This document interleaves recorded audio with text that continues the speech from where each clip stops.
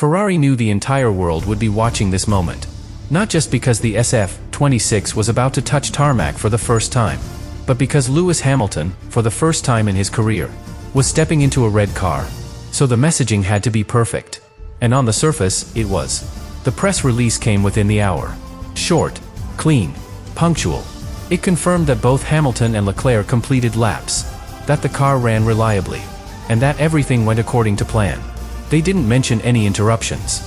They didn't refer to the unexpected delay inside the garage.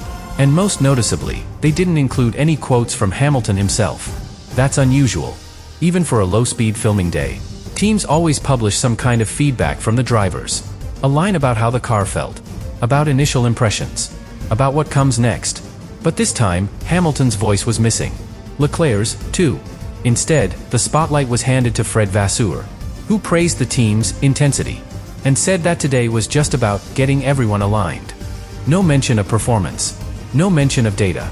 No specifics about what was actually tested. That kind of controlled, sterile messaging works fine if everything is genuinely routine.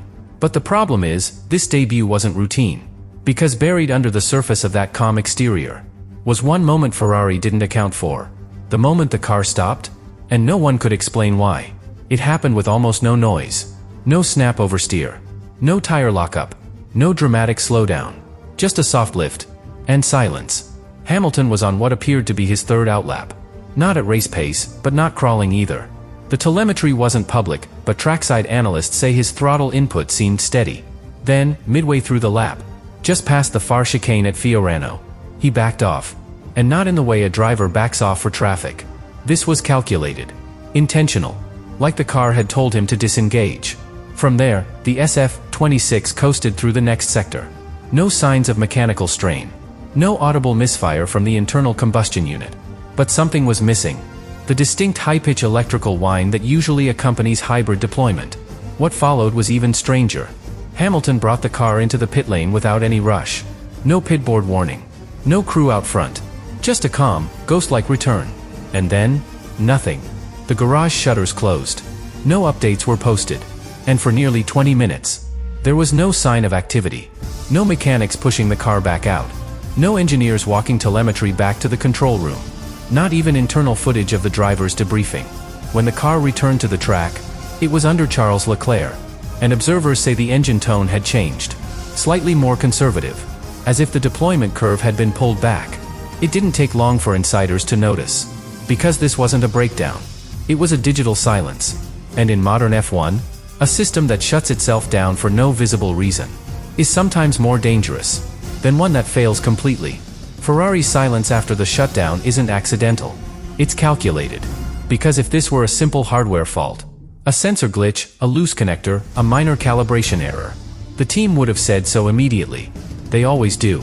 It reassures sponsors, calms the paddock, and kills speculation. But this time, nothing. No confirmation of a faulty component. No reference to a reset. No explanation of why the garage doors stayed closed for as long as they did. And that points to something Ferrari has learned to fear more than failure. Exposure. Sources close to hybrid development suggest the SF-26 is running an unusually aggressive energy management logic. Not in peak output, but in how and when energy is released. A system designed to explore the very edges of what the FIA can monitor in real time. That kind of system doesn't break parts. It breaks assumptions. And when it crosses a line, even momentarily, the safest response isn't to keep running. It's to shut everything down. What Ferrari may have discovered at Fiorano is that their system behaves differently on track than it does in simulation.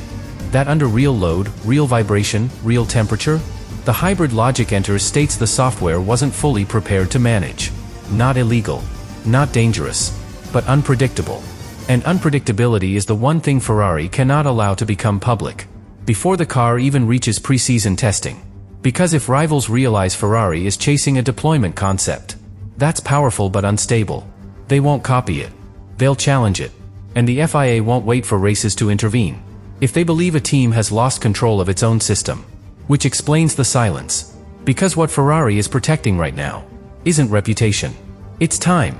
In any other era, a test shutdown like this might be brushed off. Just part of the process, a glitch, a reset, a learning step. But this isn't any other era. This is 2026 prep. And in less than 12 months, every power unit concept on the grid will be frozen, locked into place. No more redesigns. No more second chances. And that's exactly why what happened at Fiorano matters so much. Because if Ferrari's new hybrid deployment logic caused that shutdown, even if it was just a miscommunication between software and real-world behavior, it suggests their most ambitious system still isn't stable. And they're nearly out of time to fix it. Every team is racing against an invisible clock. The moment engine homologation kicks in, whatever software logic a team has, whether it's working or not, gets sealed. Which means if Ferrari doesn't solve this in the next few weeks, they'll be locked into a system that could cost them performance, or worse, consistency. That's not just a competitive issue. It's political. Because if other teams believe Ferrari is exploiting a gray area, something just outside current FIA monitoring, they'll begin lobbying for early clarifications. And the FIA won't wait. They've already learned from the past. The fuel flow sensors in 2019, the DAS system in 2020, Red Bull's FlexiFloor saga in 2022. This time, they'll act faster. Because they know the damage that comes when a team gets too far ahead of the enforcement curve. And for Ferrari, that enforcement might already be coming. When Ferrari signed Lewis Hamilton, they didn't just acquire a 7-time world champion. They acquired a megaphone, a global spotlight, a narrative driver as powerful as any car on the grid.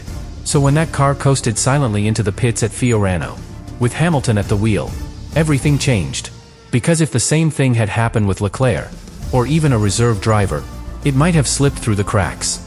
A quiet line in the press release, barely a headline. But with Hamilton, that shutdown became a signal. It triggered immediate speculation, not just about Ferrari systems, but about Hamilton's trust in them. Would he back the team publicly? Would he comment on the systems? Would he pretend it didn't happen? Or use his presence to pressure Ferrari into making it work? That's the part no other team can replicate. Hamilton's influence doesn't just operate inside the garage. It reaches the FIA, the press, the fans. And it changes the way a technical problem is perceived. If Hamilton praises the system, even subtly, it buys Ferrari time. If he criticizes it, it becomes a scandal. And if he wins with it, then no one will care if the system once shut down. Because suddenly, it becomes a benchmark, a breakthrough, a clever solution that other teams scramble to copy, even if it was seconds away from being illegal. That's the weight Hamilton brings now. He doesn't just drive the car, he legitimizes it. That car shut itself down at Fiorano. And for now, that's the only thing keeping the paddock calm.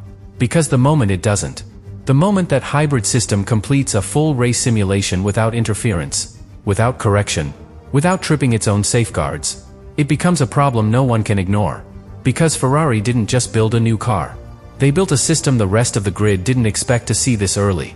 A system that manages energy differently, more aggressively, more dynamically, and maybe more effectively. If it stabilizes, Ferrari won't need pole position. They won't need outright power. They'll manage races from within, deploying energy where others can't, extending stints, closing gaps without using fuel. That's how you win in 2026. But here's what no one wants to say out loud. If Ferrari already found that balance, even for just a few laps, then they're ahead. And no one will be able to prove how without seeing the code, without understanding the trigger logic, without opening a system Ferrari has every right to protect. That's the trap. Because the moment this system works under pressure, Ferrari doesn't just gain time, they gain control. And if Hamilton is the one winning with it, silently, consistently, confidently, then the rest of the field won't catch up. They'll be forced to challenge it, politically, publicly, through the FIA. But by then, it won't matter that the car shut down at Fiorano, because that won't be the story anymore. The real story will be what happens when it doesn't.